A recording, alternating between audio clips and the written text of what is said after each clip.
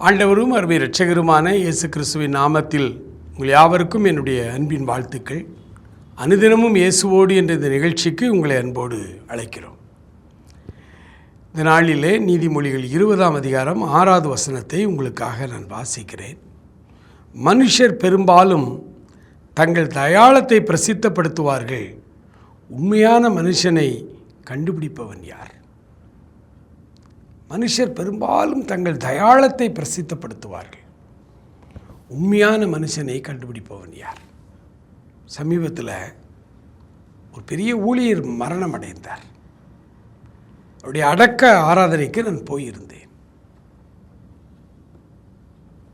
2-3 நாட்களாக அவர் மூலமாய் நன்மைகளை பெற்ற, ஆசீர்வாதங்களை பெற்ற ஏராளமான விசுவாசிகள், ஊழியக்காரர்கள் வந்திருந்தார்கள். அவர்கள் எல்லாம் அவரை குறித்து சாட்சி சொல்ல அனுமதிக்கப்பட்டார்கள். ஆனால் அதை பார்த்த பொழுது எனக்கு உள்ளத்தில் ஒரு பெரிய துக்கம். இவ்வளோ ஊழியம் செய்கிறாங்க, வந்து நின்று பேசுகிற ஒவ்வொருவரும் அந்த இறந்து போன அந்த ஊழியக்காரருடைய குணங்களை பேசணும்னு சொல்லி ஆரம்பித்து முழுக்க முழுக்க தங்களுடைய தயாளத்தை தான் பிரசித்தப்படுத்துகிறார்கள். தங்களுடைய அருமை பெருமைகளைத்தான் சொல்கிறாங்க.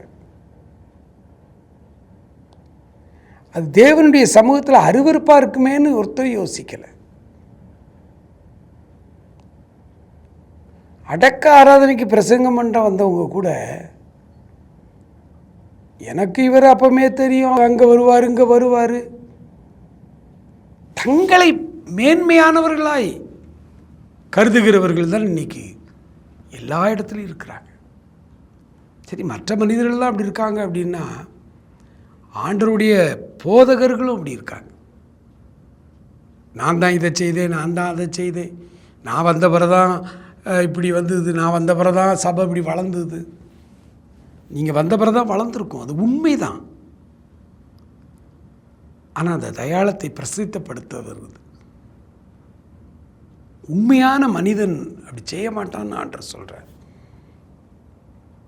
ஆகவே குறிப்பாக போதகர்களுக்கான ஒரு தியானம் இது.